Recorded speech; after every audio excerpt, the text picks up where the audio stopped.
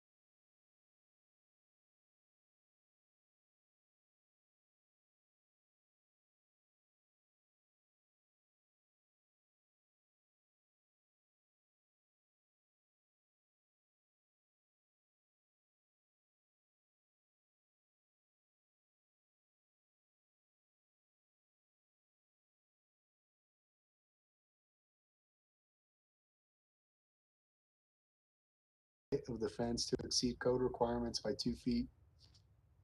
The subject property is 8.9 acres and is situated off Rodeo Road, adjacent to commercial properties located within the Santa Fe city limits. The applicant is in the process of submitting an application to Santa Fe County for an administrative site development plan for a classroom and sports facility complex.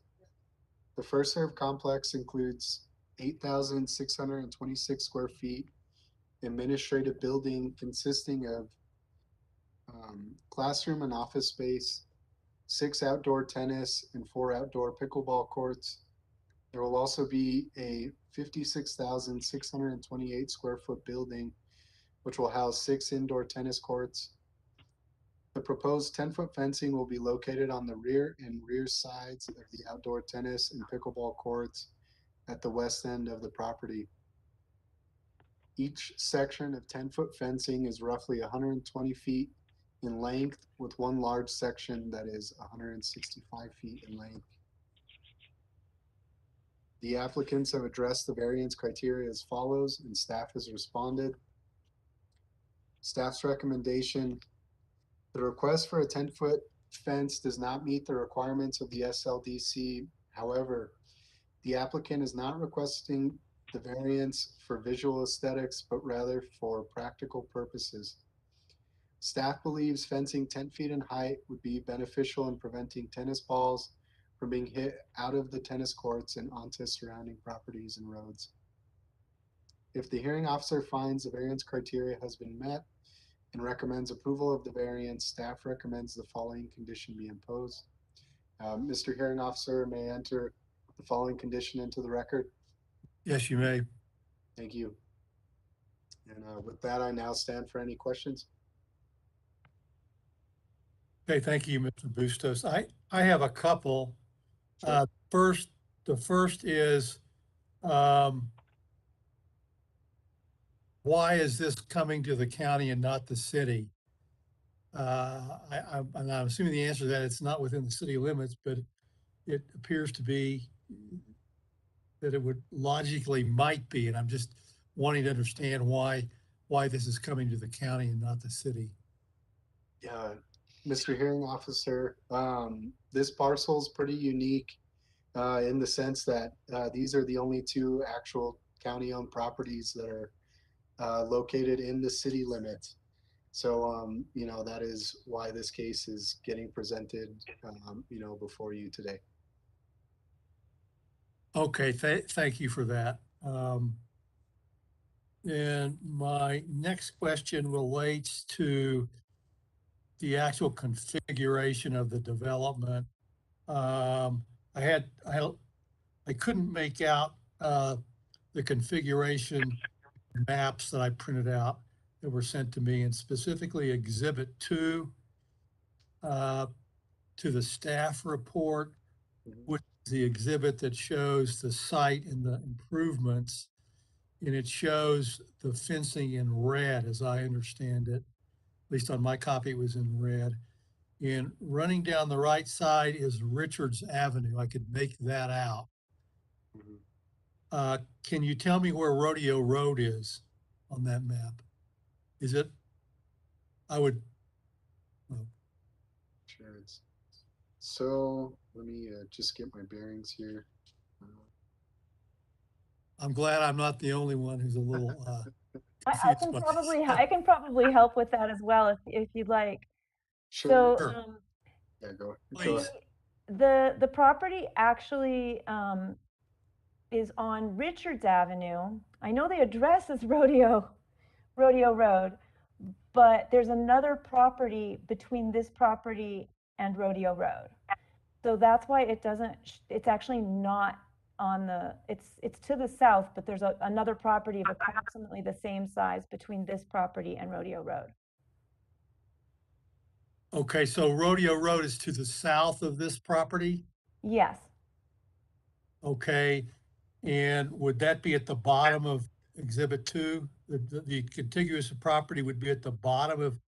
The contiguous there's a contiguous property that is actually the property that borders Rodeo Road.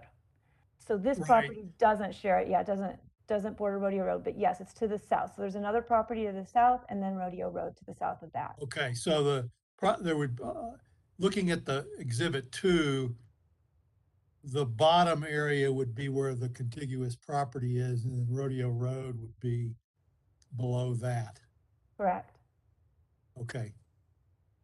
Hearing Officer Virtue, I don't know if, since it was the agent that was speaking, if now would be appropriate time to get her sworn in.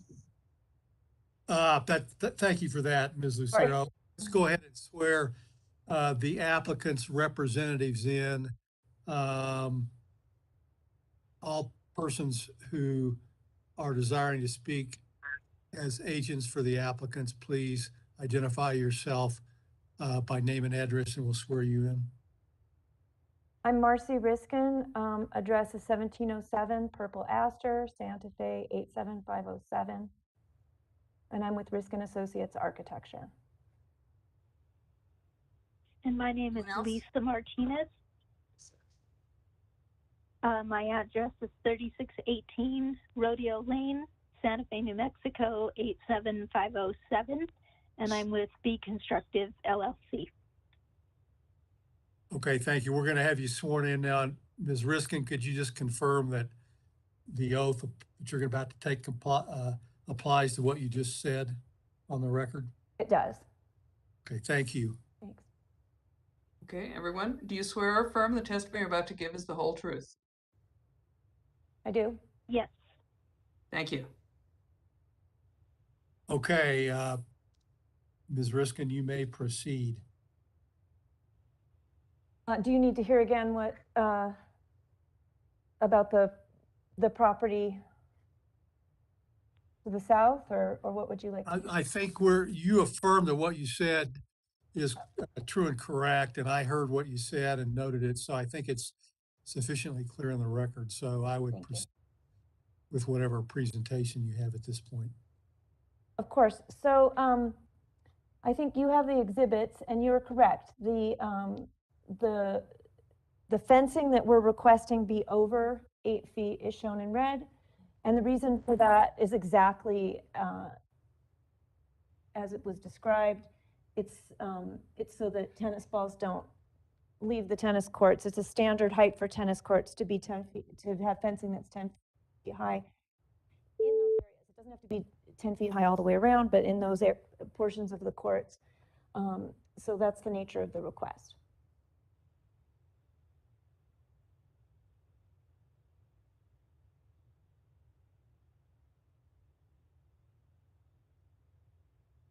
Okay, did Ms.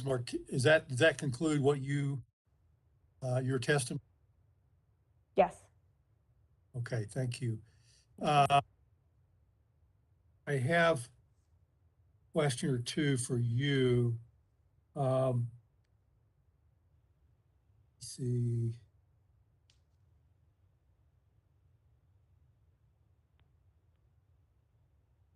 In response to the staff's questioning about the variance standards that apply to granting a variance, you stated that it is standard practice. I'm assuming you're the one that answered this. And if you weren't, let me know, and we'll try and track down the right person to ask it. You said it's standard practice to keep balls contained. Standard practice to have the 10-foot height to keep balls contained, and that a lower fence would result in lost balls and balls in the roadway and on other properties. Could you explain if is there any kind of a written standard that supports that particular height? This was information we got from our tennis, we have a tennis court consultant that's going to be putting in both the courts and the fencing that goes with the courts. And in his opinion, that's the standard height for tennis court fencing. I haven't seen any tennis court fencing in Santa Fe that's less than that. I've seen some that's taller.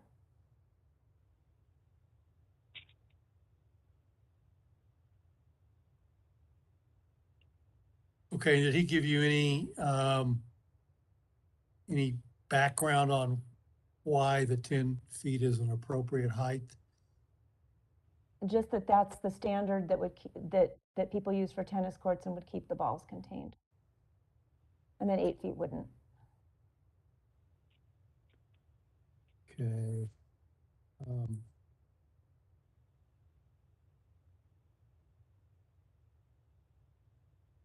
So where you're putting the fences is going to be on the, am I correct? It's on the north side of the property? It's actually on, I would say the courts are kind of lined up along the east side of the property. Tennis courts need to be oriented north-south in the long direction. And so they're lined up along the east, so they kind of span from north to south along the east. Okay. Just to clarify, this is Roger Prusino, Mr. Hearing Officer. Yes. Ms. Riskin, it looks as if you're referring to the west side. Am I mistaken? I'm sorry, west side, yes, west side. Thank And you. they go from the north to the south. Sorry about that. Okay, thank you for this. It's the west side. Yes. Again, I'm trying to understand the map here. So what would be the contiguous road or property on the west side? There is a property on the west side, and it's directly to the west. Lisa may know more about what that particular property is. Is that part of the rodeo, Lisa? It If is. you- Yes, yeah. the rodeo grounds border Rodeo Road, and they wrap around to the west side, which would essentially be the east side of Richards Avenue. So it's kind of an L shape that surrounds the parcel that we're proposing to build on. Okay, so is that an access road that would go by there on the west side to the rodeo grounds, or is there a road that goes by there? There is an access road that comes off Rodeo Road, and you can access the rodeo grounds would be to your west, and our site would be to the east. If you're accessing, that's our secondary access. So if you're accessing from rodeo, that would be our secondary access, and it's a way into the rodeo grounds as well. Okay, and then Richards Avenue is contiguous on, I would have said the west side looking at my map, but is it going to It's be? actually contiguous on our north side. And for a portion, it is contiguous on the east. Richards Avenue borders our north side, and that's going to be our primary access. Okay, and it is contiguous to the site, just to confirm. Yes. that. Mm-hmm. Hearing Officer Virtue, I don't know if you can see my screen, but I pulled up kind of an aerial view that shows the roads, and this specific property, I believe, is this one here, 3233. That's correct. Yes. Okay, And you can see how it lies in relation to Rodeo Road down at the bottom, and then Richards Avenue to the left.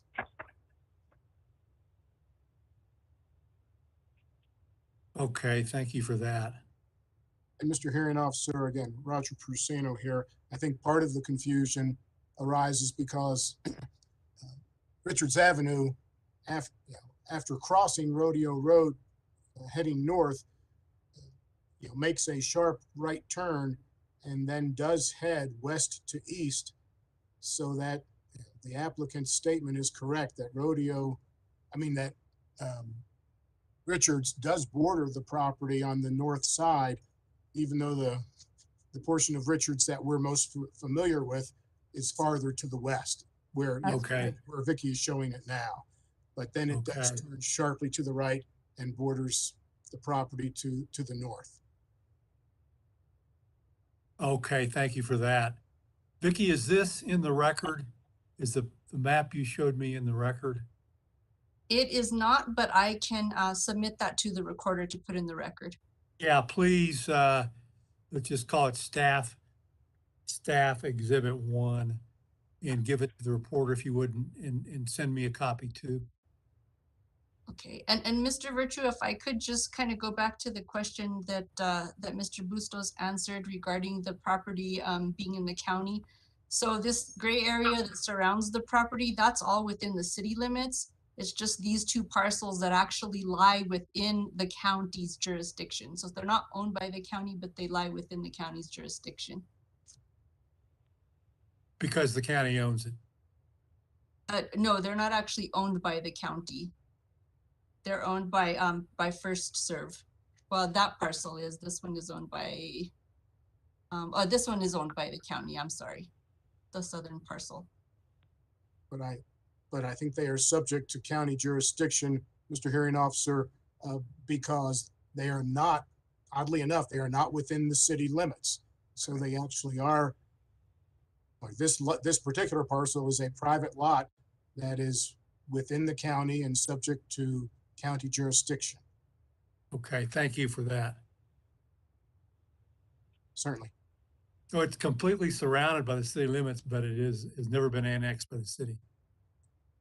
Exactly. Okay. Okay, those are all the questions I have. Ms. Martinez, did you want to give any testimony? No, I believe that everything has already been covered. Okay, with that, we'll conclude the applicant's testimony, and I'll ask if there's anyone present that would like to speak in favor of the application. Okay, hearing none. Is there anyone on the call who would like to speak in opposition to the application or just generally comment on the application?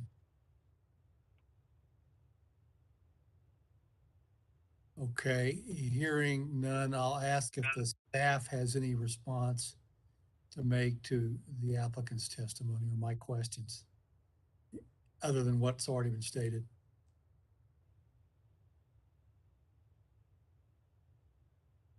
Gabe, I think you're on mute. Muted. Hearing Officer Virtue, I don't have anything additional to add. Okay, thank you.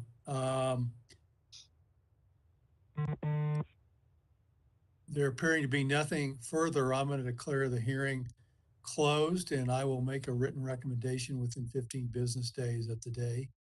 And thank you all very much for attending. Thank you very much Thank you. for Thank you. Thank hearing you. our case. Yeah.